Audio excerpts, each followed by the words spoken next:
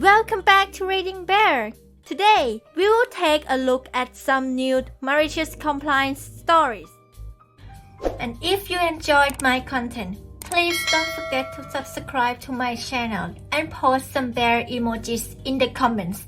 Let's go! The first one is titled, "He Works to the Clock." It's in his contract. Our site is huge. At any one time, several hundred things could be happening at once: biological studies, chemical experimentation, clinical studies on humans, and a whole lot of paperwork. The tacit understanding is that you work until the job is finished, not 9 to 5. It sometimes means you will work 12-hour days more than once a week to finish things that are ongoing and then write up reports, etc. As such, on site we have a resource center where you can get anything from a ballpoint pen up to and not limited to potentially hazardous chemicals. The new resource manager, Jack, has decided to change proceedings from how it was run by his predecessor. Opening times are 9 to 10 a.m. and 1 to 2 p.m. Plus, every 20th of the month, it's closed all day so he can do inventory. Makes sense, in a way. It will help against loss prevention and people will hopefully consider and plan their trips to the resource center with more care. However, Jack is extremely strict about his opening times, to the point of turning people out of the resource center when the clock hits dead on the closing time. It came to a head 2 weeks ago, when some people had reports to print and courier to their clients. We send both digital and hard, and we keep both digital and hard copies. So we use up a lot of paper. We are trying to cut it down, but it's still what we do. Somebody realized that all of the printers on our level were all out of paper, so they went down to the center to get some boxes of copy paper. Except it was the 20th, and Jack wasn't opening the door for nothing or nobody. They got their immediate supervisor to try, no dice. He then came to me, also no dice. I then went to the site head, who huffily condescended to get Jack to open the door. We were polite about it and got our paper.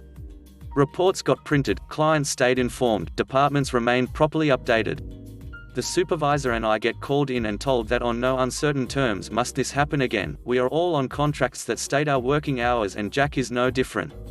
We should respect that he works strictly to the clock, and if we can't manage our time properly, we should learn from Jack. An email was sent to everyone on site with a terse warning that this would not be allowed, along with a directive to go look at some articles on time management. The entire site took this very seriously to heart. We would definitely start working properly to our contract hours and manage our time with due care. 5 o'clock comes and an experiment that has been going for 4 hours isn't finished? Dump it in the tank and restart it tomorrow. Something due to be ready at 8:30 a.m. that needed to be monitored immediately afterwards because the results will be tainted? Nobody is going to come in at 8 a.m. to monitor the final stages. Meeting during lunch break? Our cell phones are all turned off. Sorry, we didn't get the message. Reports not done? Clients don't get them until the report can be completed in contracted hours.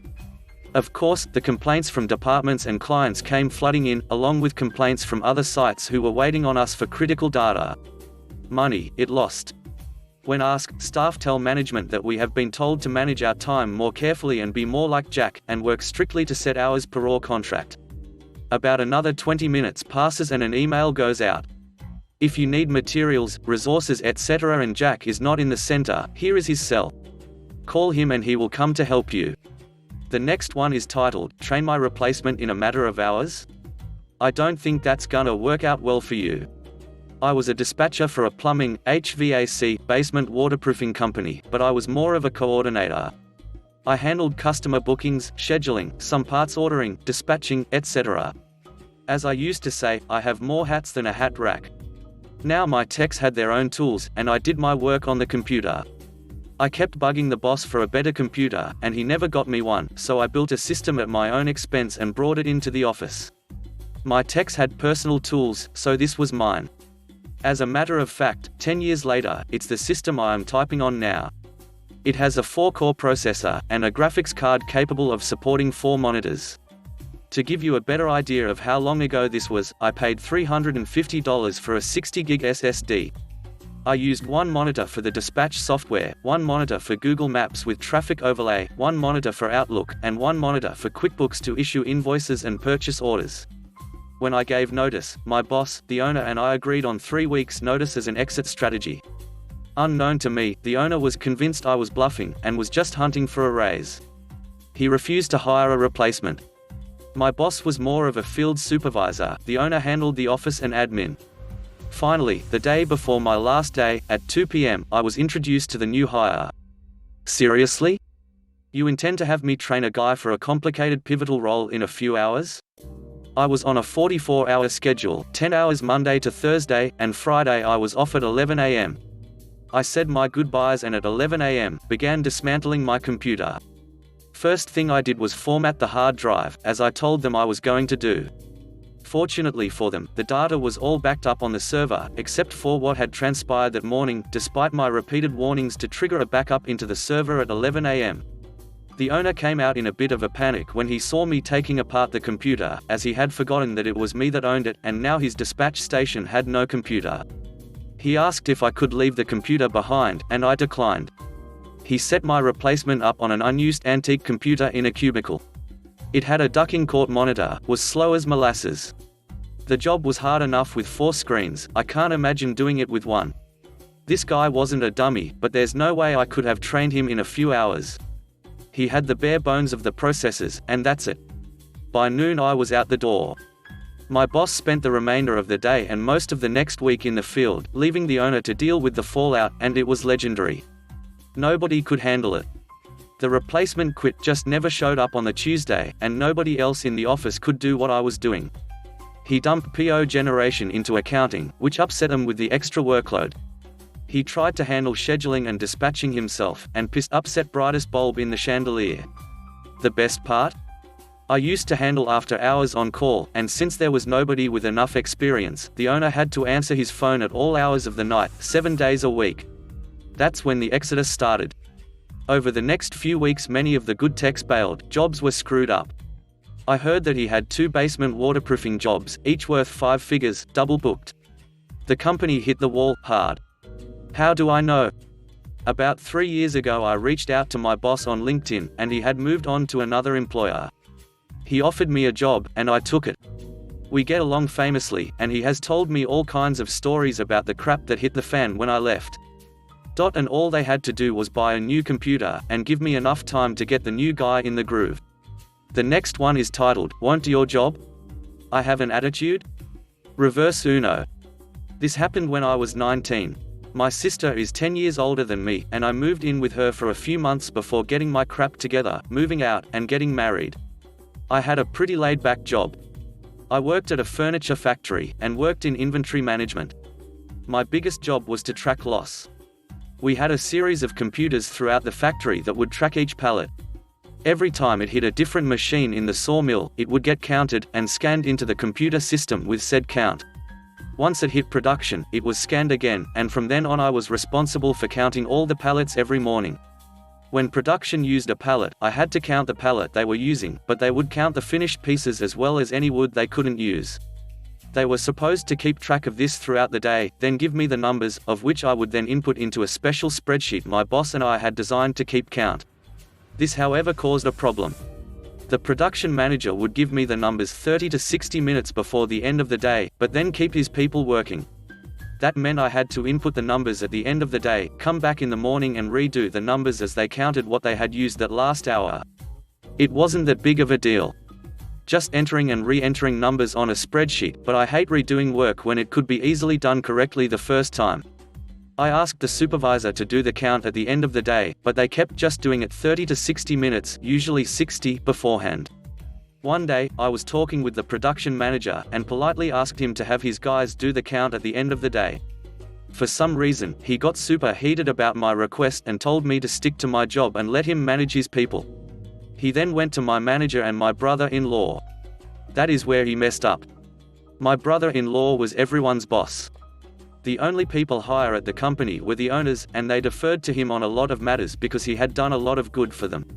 So this department manager talked to my brother-in-law about me because he wanted me put in my place. I only worked there because of Bill, and because I also lived with him and my sister at the time. We commuted to work together every day. The blow-up happened about an hour before the end of shift. And the manager must have talked to Bill after that, because on the way home, my Bill asked me why I was being rude to the production manager. I was flabbergasted at that comment, but apparently the PM said I had an attitude issue that needed to be addressed. I spent an hour talking with my brother-in-law about my attitude issue. It started out as a reprimand and teaching session. I used to think he was a good man and mentor. Not so much anymore, but that's another story. At this time, he was teaching me how to be a man and do good at work. Lessons I still use. Even if he is not the kind man we all thought he was, he is still a fantastic boss and businessman. But turned into an impromptu efficiency meeting. I asked how come it was that I had an attitude simply for asking them to do their job correctly. He asked me what I meant by that. I explained the situation, and we spent the next hour going over things the production managers did, or let their people do, that made more work for me, could be easily fixed, but wasn't, and for seemingly no reason. By the end of the hour-long car ride home, he had given me only one reprimand: if I have an issue, take it up my chain of command, don't get into fights with managers in other departments. Let my manager or him do that, and told me he'd take care of it. I didn't know what he meant by that. The next day I get to work, and am brought into a meeting with Bill, my manager, and the production manager.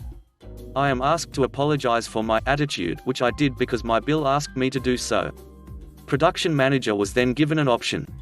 His people could either redo the inputs in the morning, or wait to give me the count at the end of the day. Completely their choice.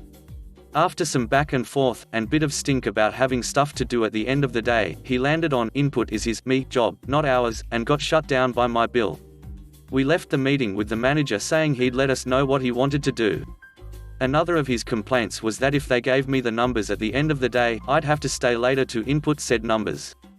Joke's on him, I usually stayed late anyway, seeing as how my Bill was my ride, and he didn't leave until almost everyone else did. Later that day I found out what he wanted to do. He had his people give me the counts early. I thought sweet, and did my inputs and went about my business, sneaky business. The next morning, I came in and got straight to my tasks instead of redoing my count because he was doing it. Something must have been difficult for him, because he asked me for help with the recount as he couldn't figure out why Excel wasn't working the way he thought it should. Columns and rows weren't adding correctly, his numbers were getting deleted, etc. I helped and input a couple of numbers correctly after fixing it, but every time he did the next line of input, it would mess up. That's when I casually and jokingly dropped the line from the day before: "Wow, this thing doesn't like you, I guess input is my job and not yours." Slight chuckle. That afternoon, they waited until the end of the day to give me the total count. The next one is titled, "You Want to Pay More for Your Food?" For the past few months I've been working under some lovely golden arches and dealt with some very rude customers. One thing I've noticed is that lots of customers will order combos unintentionally. This is after I've asked if they'd prefer a combo or not. If they're nice and I don't see anything that might be part of a mobile coupon, I'll put it into a combo to save them like 20 cents. A tiny bit of petty revenge if they're rude and make them pay the full price. On this specific day the customer seemed very nice over the speaker, and I figured I'll save them a couple cents by making the order a combo. Once they reached the window and my coworker read the order back to them, they read it as a combo and the customer was not happy. This isn't 100% word for word as this happened in March to April, but still pretty accurate. Customer: "I didn't order a combo." Coworker: "This is your order though, right?" Customer: "Yes, but I didn't order a combo." Coworker: "The person taking your order must have put it in a combo because it's cheaper." Customer: "I didn't order a combo." Coworker: "I know, but it's cheaper this way." Customer: "I'm not paying for a combo. I didn't order a combo." Coworker: "Okay, I'll remove the combo for you. Your new total is higher total than original." Customer: "Finally. Thank you." My coworker and I just laughed as she drove off to the second window. This slowed down our drive through a bit, and when questioned by the managers, we just told them how the customer didn't want to save money and argued over a combo. The next one is titled, "There are no take-backsies when speaking to an insurance agent." I'm an insurance agent with a company which provides liability insurance. The specific area I work in is individual coverage, and while the individual policies can cover self-employed individuals, they don't cover people who have begun an LLC, DBA, or have incorporated in any way. If you've started a business, then you need to buy a business policy. Individual policies don't cover businesses because they're meant for individuals, as the name implies. When I speak to customers who mention having employees, or who give me email addresses like my business name at gmail.com, I ask them if they have a business. If they say yes, I explain to them that the individual policy will not cover their business, that they're currently underinsured, and that I'd like to transfer them to our business people so that they can hear a quote and get more information about the change. Every single person, without fail, will yell at me. They'll insist that they don't need a business policy because they don't have premises yet, or they only have one employee, or they're not going to get sued. They'll defend their right to be underinsured if they so choose. They'll insist that I'm trying to cheat them, or they'll assert that, since they've been a long-time customer, the individual policy has a duty to also cover their business, because we owe it to them for deigning to give us their money. About 30% of them refuse to be transferred at all, and proudly tell me that they plan to keep their existing coverage exactly as it is, and that, in the case of a claim, they'll sue me, fight me if the claim is not paid. So I just fill out this handy little sheet I have here stating that the customer has a business, has declined business coverage, and the policy should be marked for conditional renewal. Come their next billing cycle, the customer will get a politely worded letter telling them to cover their butt or take their business elsewhere. The customer will usually call back to yell some more, usually about how I dared to report that they were underinsured. Because everyone knows insurance agents don't make records of all the times you lie or make contradictory statements or admit to deliberately carrying the wrong coverage while speaking to us on a recorded phone line. They'll insist that we need to strike that from the records and proceed like they'd never admitted to owning a business, because we're all so willing to commit fraud when we're asked loudly and with lots of curse words. They'll ask if they need to take their business elsewhere, and it will be explained to them that yes, that's why the renewal was conditional. Remember, people, insurance is like a seatbelt. It might be uncomfortable and inconvenient, but if you don't adjust it properly, it won't actually protect you. It's important that you keep wearing your seatbelt, even if you haven't needed it before, because fastening your seatbelt after you've hit the tree won't puncture your lung. The last one is titled, "Throw That Fertilizer Anywhere." So we did. I was a freshman college student in a third world country, maybe 10 years ago. One of my minor subjects was typically a class where you will be taught how to be a good citizen. This subject is mandated to all college freshmen in our country. So our teacher was this old lady, let's call her Miss Cruz, who wasn't really the nicest one we had. She would have favorite students, the teacher's pet ones, and she treated us like we were still in high school. Our once-a-week meeting with her is 20% classroom, 80% community. So meaning, we had to go to a small poor community village 80% of the time. We really didn't mind commuting to this village, which is maybe 30 minutes away from our school. But Miss Cruz was unbearable. She would be an hour late, our schedule is 12 p.m. to 2 p.m., and she still would get mad if we're also late like her. She would always complain about us not listening to her, when in fact, she wasn't approachable during school hours.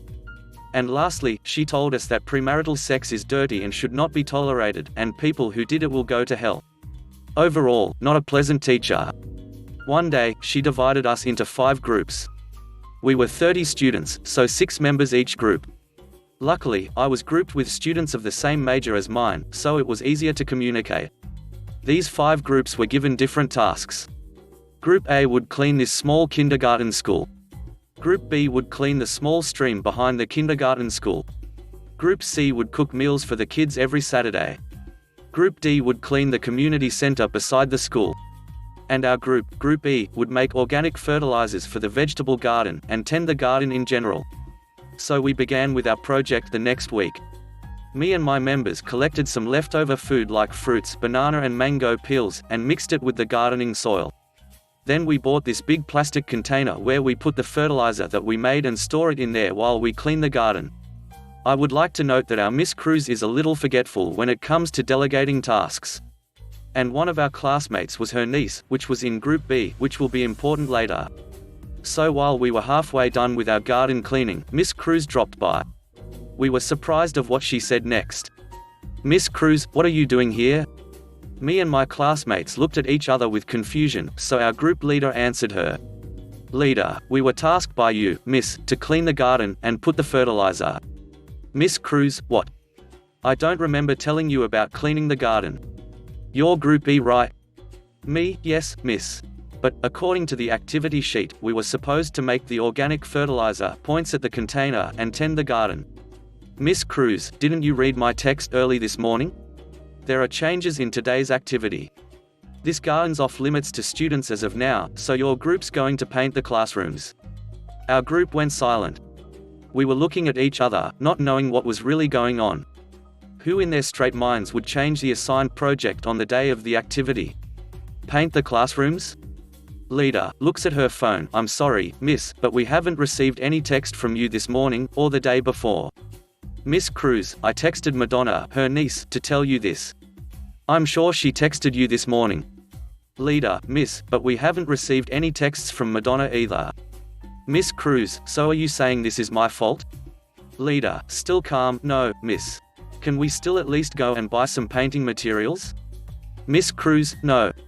You should have done it this morning. Miss Cruz then saw the container of the fertilizer. Throw that away. Garden is OFFLIMITS to students. Me, miss? Where do we throw this? Miss Cruz, anywhere. Just empty that container. Miss Cruz then stormed away. Our leader immediately went to Madonna and asked her about the change. Madonna, oh my gosh, sorry leader, I forgot to text you. Madonna then smiled awkwardly at us. My leader was furious. My other members and me were also furious.